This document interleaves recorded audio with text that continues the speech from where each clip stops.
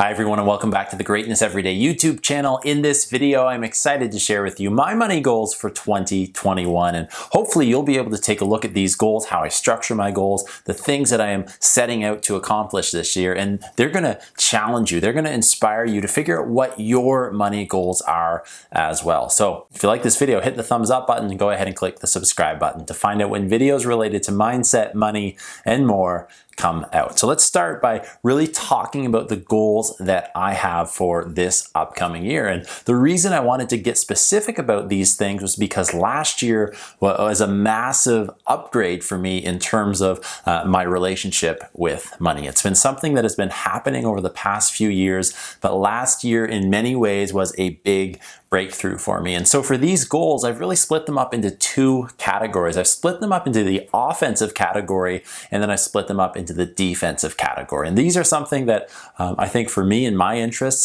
really speak to what I'm interested in, the languages that I speak. I love sports. When it comes to our relationship with money, I think it's a great way to illustrate how that relationship can be when we think about those two aspects. Defensively, I mean things that you can do with your current money, that you can do to protect it, that you can do to make it last longer. And when we talk about offensive relationships with money, we're talking about things that you can do to add or create more. So those are the two things we're going to talk about here. If you have questions, drop them down in the comments below and let's get started. And let's actually start by talking about the defensive goals that I have for my money this year, because offensive are really, really important, but I think that a lot of people will watch this video. If I started with the offensive ones first, they'd watch that and then they'd click off after I talked about those things and skip the defensive parts. And really, if you're looking at growing your wealth, one of the best things and the fastest way that you can become wealthy is by really taking what you have and you've been given and using it well. Stewardship of money is typically what a lot of people talk about here. So defensively, the very first thing that I think you need to do is have a solid plan. And for me specifically, I've broken this plan down into some of the goals that I'm going to share with you I also, in one of my other videos, outlined my vision weekend for the upcoming year and the various ways I'm going to hold myself accountable for those goals. But that involved a really solid and specific plan with my money. I've set a goal of making X amount of dollars per month through my business. I've set a goal of growing my net worth by X amount year after year. Last year was a massive way for me to really upgrade my money. I was able to triple my net worth, which is something that I never thought was possible if you look at what I could do in just 1 year alone.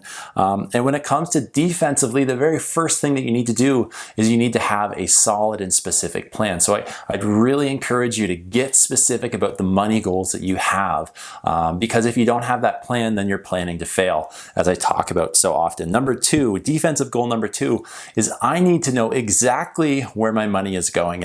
And really, by doing this, one of the best and easiest ways to do this is to track your money. And you can do that manually. Every time you spend $1 or whatever, you can go ahead and record the item and how much it costs in a journal, maybe on your phone, somewhere else works as well. You can go ahead and do this for 30 days. It's going to reveal a lot about your spending habits. And at the exact same time, you can extend that to 90 days if you really want to get to know those truer, longer lasting habits that maybe just didn't happen once a month, for example, and then it didn't happen for the rest of the year, but what you're seeing is that happening consistently month after month, or even potentially a couple times every month. So that 90-day kind of intake, or that 90-day examination, let's say, of the money and the spending habits you have is really going to reveal a lot of longer term trends in that regard. So that's one of the ways you can do it, but you can also do it by going onto your online banking system, your credit card, your bank, and looking at some of the tracking apps that they have and some of the tracking features that they have, where you can set a custom date range and it's going to reveal to you what your spending habits were, what percentage of your spending was going towards things like gas, going towards things like rent rent, utilities, to shopping, to eating out at restaurants,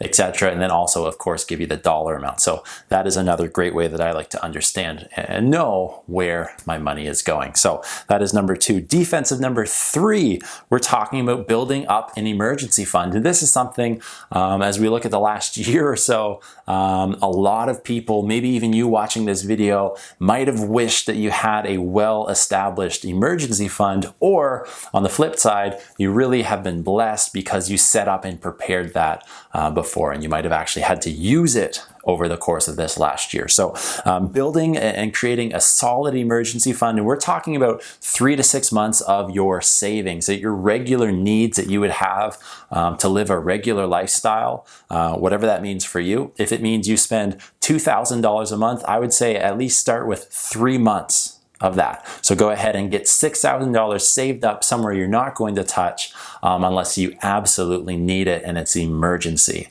If your lifestyle maybe is $5,000 a month, right? Go ahead and save up $15,000 somewhere in a bank account that you're not going to touch unless you absolutely need it. This is one of those things that by being disciplined and sticking to the goals that you have and that plan that you made earlier, having an emergency fund is gonna really put you in a good place if you ever need it. So that is kind of where we're at right now. And for me, I've had an emergency fund that I've created and developed over the past few years, but I would say right now it's at about 3 months of my kind of basic needs. And what I have for my goal this year would be to double that. So to get 6 months of my basic needs set away in an emergency fund, again, that I don't touch. It's not like I borrow it if I want to go out and buy something for my vehicle, or if I want to buy something for my house or for me. This is something that I do not touch. It's money that is put away unless I lost my job, or unless I had to go on a medical leave, or unless something serious happened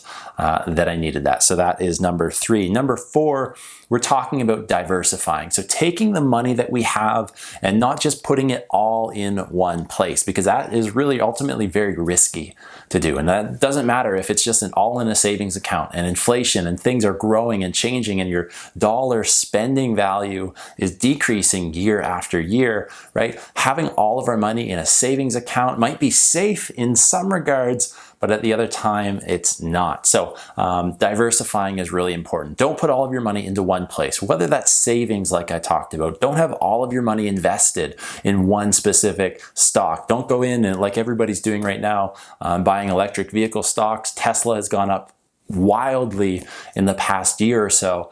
Don't put all of your money into one company. That's too risky. So diversify it. Spread out your money so that it can grow, and at the exact same time, your level of risk is minimized. You really want to protect that money that you do have, and then on the other hand, expect it to grow. So that is diversification, right? For me, I look at the net worth that I have and I've created over the past few years.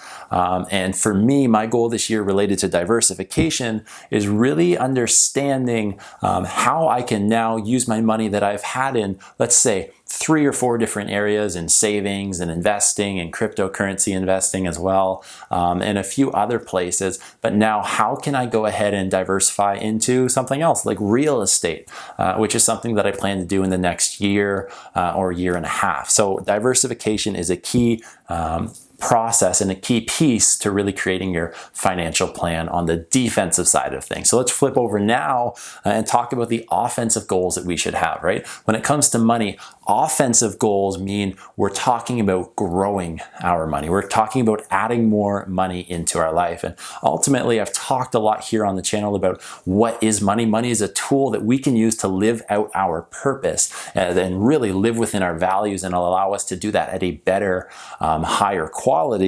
And that's simply what money is. But when it comes to offensive, we're talking about more. We're talking about adding those things so that we can live out our purpose at a greater extent. Number 1, again, it comes back to having a solid plan. For me, I talk about offensive things, and I talk about, yes, saving is good, but maybe the savings account that I have could be somewhere better, and I could put a portion of my money into an online high interest savings account, right? That is something that I can do better offensively when it comes to saving my money. At the exact same time, I have a large portion invested into things like stocks and ETFs. This year, I'm only going to increase that, so I can do that better. I'm also going to take a small percentage of my investment portfolio and invest that into cryptocurrency and maybe some other things as well. So those are all offensive examples that we can talk about. But the first goal, like I said, is have a solid plan. You've got to know specifically what the goals are, specifically what your targets are, specifically what you want to do by the specific date even, in order to make these things happen. So that's the very first thing. The second thing is, number two, is my goal this year is something that I've been able to do over the past few years, but I want to add more income streams. And by that, I mean, I have my regular job that I do and I love. I have my income stream coming from that. I've added my income stream related to YouTube, okay? And I make a certain portion of that. And with that, that goes towards a specific thing. So I've got a percentage, coming back to that planning piece, out of every dollar that I make related to my job. I take a certain percent and I give that away. I take a certain percent and I invest that. I take a certain percent and I put that towards a real estate investment opportunity or buying a house, right? So having that plan is important. But from there, as I stack these income streams and I add these other sides of passive income, what I do is I set specific goals of saying, hey, with the money that I make here on YouTube, I'm using that to go ahead and pay for my vehicle. And at the exact same time, anything that's left over, I'm going to invest it, right? So that's a goal that I have with that income stream. With the money that I take through YouTube coaching, I use that to reinvest back into my business. With the money that I'm going to take and go ahead and add in from income streams this year, like my investment course. I share the 6 principles that I use for long-term investing that's allowed me to triple my net worth in the past year. I'm taking everything from that, I'm taking that all and using that towards investment in myself and also in the cryptocurrency, the stocks, exchanges that I have, making good investments with those. So as I'm adding those income streams, I'm designating a specific area of my life that those are going to go into. As I added another business this year, which I'm excited to reveal to you in the next few months, I'm going to specify what that money is going to go towards. As I add another business after I go through that this year and do a lot more with affiliate marketing, which is something that I'm going to get serious about, I'm going to specify where those income streams are coming from as well, and really ultimately the purpose that they serve. So that is my second thing, and I'd really encourage you to get serious about some of those offensive things that you can do by adding more income streams. Number 3, and this is a big one for me, invest 25% or more of the income that I make. So at least what I make, I'm going to be investing regularly 25% of every dollar that I make. And with 25%, I know that's something that I can do right now. I know that's something that if I'm living within my means, I can do, I should say. If I'm going out and partying and spending all the money, which I wouldn't be doing anyway, but if I'm going out and spending a lot of money on things like cars or things I really don't need, eating out every single day at the fanciest restaurants, etc., I'm not going to be able to do that. But if I have that plan and I stick to that plan, I know I can invest 25% or more. And if I look at the returns that I've got on the past few years, I'm going to take that 25% and I'm going to turn it into 50%. I'm going to turn it into 75%, 100%, or more. So that's why that's a goal for me. At minimum this year, I will invest 25% of the money that I make. And then from there, anything that's left over after I cover my basic needs and the things that I want to do, I'm going to take any leftover money and invest it in the investment opportunities that I have, because I really believe one of the fastest and best ways to grow your wealth is through investing. So that's why that's important to me. And then number 4, the final one, which I'm going to be doing consistently throughout the entire year, is challenging and upgrading my money mindset. And for me, I look at my money mindset as I grew up, as I was going to school and university, and after that as well. And I really believe that I had a limited money mindset. And one of the biggest things that I've done in the past few years is I've worked to break that down. I've worked to understand that. Where do those beliefs come from?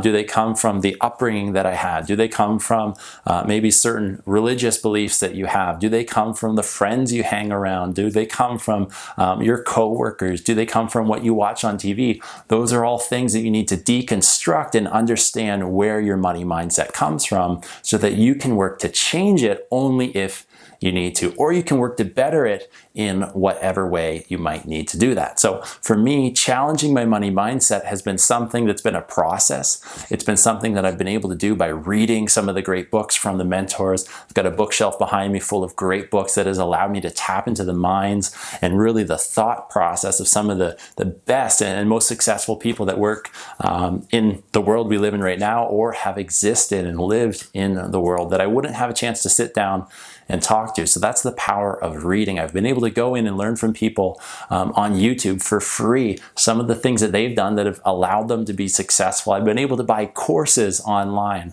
It doesn't matter if it's a $100 course, if it's a $500 course, or if it's a $1,500 course or more.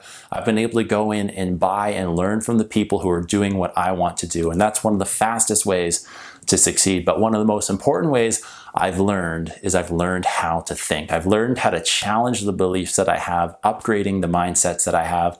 And that's what I like to do here on this channel. I like to share some of those things that I'm learning because this past year, when it comes to my relationship with a lot of things, but specifically money, I'm so grateful for the things that have happened. I've been able to hit some milestones in my net worth increasing, in my business every single month last year.